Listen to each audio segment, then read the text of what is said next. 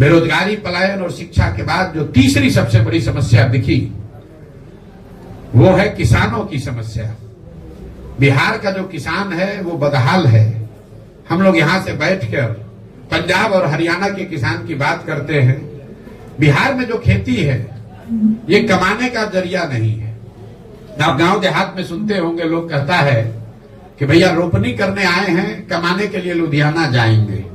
इस लाइन को ध्यान से सुनिए। लोग क्या कहते हैं कि हम रोपनी करने आए हैं, कटिया करने आए हैं, लेकिन कमाने के लिए लुधियाना जाएंगे, कोयम्बटूर जाएंगे। क्यों? क्योंकि उसको भी मालूम है कि खेती से कमाई नहीं है। यहाँ खेती खाने का जरिया है, कमाने का जरिया नहीं है। खेती की जो बदहाली है यहाँ, उसके 3 कारण है। पहला कारण है बिहार में भूमि सुधार का लागू न होना। बिहार में समाजवाद की राजनीति हुई है, सामाजिक न्याय का नारा लगा है, लेकिन आपके जानकारी के लिए बता रहा हूं, यहां 75 वर्ष में बिहार देश के उन चंद राज्यों में है जहां भूमि सुधार को लेकर कोई काम नहीं किया गया। नतीजा ये हुआ कि करीब करीब 1/3 जमीन, इसको याद रखिए, 1/3 जमीन का मालिकाना हक बिहार में डिस्प्यूटेड है। लोगों को पता ही नहीं है कि जमीन का मालिक है कौन। जो मालिक है वो कहीं ना कहीं उसके जमीन के कागज में दिक्कत है, उसका रसीद नहीं कट रहा है, उस पर उसको लोन नहीं मिल रहा है, उसको बेच नहीं सकता है, तो जमीन की प्रोडक्टिविटी कम हो गई।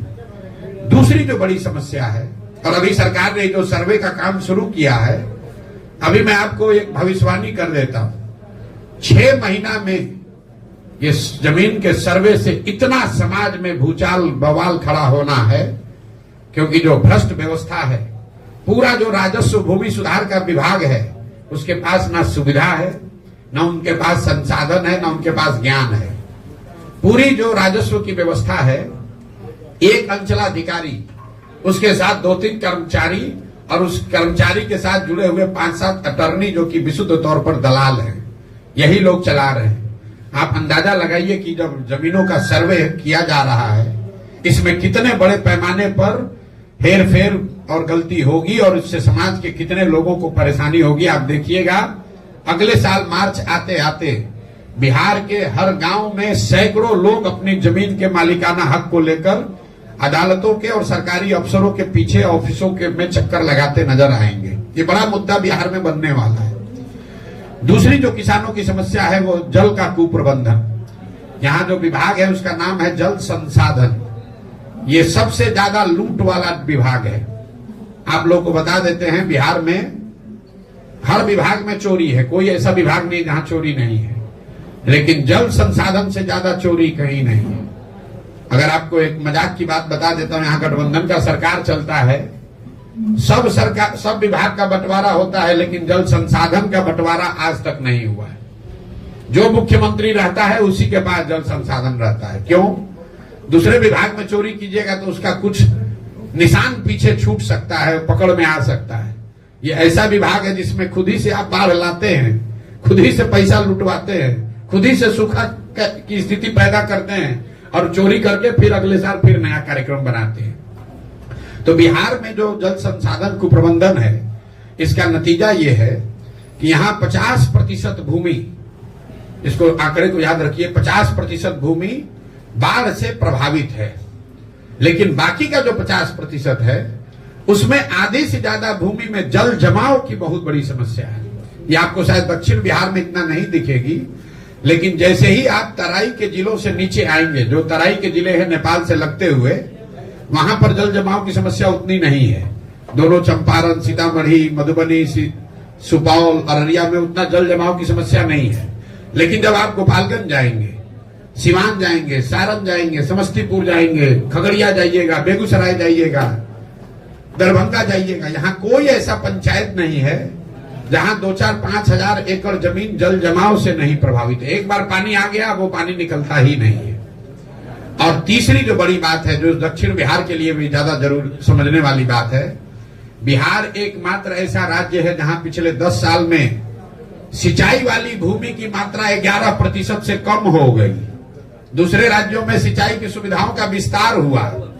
पिछले 10 वर्ष में बिहार में सिंचाई की जो व्यवस्था है वो नहरों के रखरखाव और नलकूप के रखरखाव के अभाव में 11% कम हो गया। आप गांव देहात में चलिएगा तो आप लोगों को दिखता होगा, लोग बताते हैं कि भैया इसोन कैनाल का पानी पहले आता था, अब पानी नहीं पहुंचता है क्योंकि सिल्ट पड़ गया, रखरखाव नहीं हुआ। तो ये आंकड़ा याद रखिए, अगर आज से 10 वर्ष पहले 100 एकड़ जमीन को सिंचाई की सुविधा बिहार में थी तो वो घट के अभी 89 एकड़ ही रह गया है। लेकिन भूमि सुधार और जल कुप्रबंधन के बाद भी जो यहाँ पैदा हो रहा है, किसानों की जो सबसे बड़ी समस्या है कि जो अनाज यहाँ पर किसान पैदा कर रहा है वो उसको उचित दाम नहीं मिल रहा है। एक आर्थिक सर्वेक्षण बताता है कि बिहार में किसान जो पैदा कर रहे हैं उसका उचित दाम न मिलने की वजह से बिहार के किसानों को हर साल, इसको याद रखिए, प्रति वर्ष 15 से 20 हजार करोड़ रुपए का नुकसान हो रहा है। ये पूरा जो शाहबाद का एरिया है, ये धान का कटोरा लोग कहते हैं, यहाँ धान की खेती होती है। मैं आपको चुनौती दे रहा हूं, आप मुझे कोई किसान दिखाइए जिसने 2100 रुपया में, 2200 रुपया में अपना धान पिछले 2 वर्ष में बेचा हो। हर किसान यहाँ 1400, 1500, 1600 में ही अपना धान बेचा है। जो पैक्स की व्यवस्था है यहाँ, उसका आंकड़ा सुन लीजिए। हम लोग कहते हैं कि पंजाब में, हरियाणा में किसान बहुत धनी है। भैया पिछले 10 वर्ष में पंजाब में 70% धान और करीब करीब 75% गेहूं सरकारी समर्थन मूल्य पर सरकार के एजेंसियों के द्वारा खरीदा गया है। बिहार में पिछले 10 वर्ष में 13% धान, याद रखिए 13% धान और 1% गेहूं ही सरकारी एजेंसियों के द्वारा, पैक्स के द्वारा सरकारी समर्थन मूल्य पर खरीदा गया है। तो 2000 का धान जब किसान 1400, 1500 में बेचेगा तो स्वाभाविक है कि उसको नुकसान होगा ही होगा। तो ये किसानों की जो 3 बड़ी समस्या है, भूमि सुधार का लागू न होना, जिसकी वजह से भूमि की, जमीन की प्रोडक्टिविटी और उसमें इन्वेस्टमेंट कम हो रहा है, दूसरा जल का कुप्रबंधन और तीसरा फसलों के दाम का न मिलना।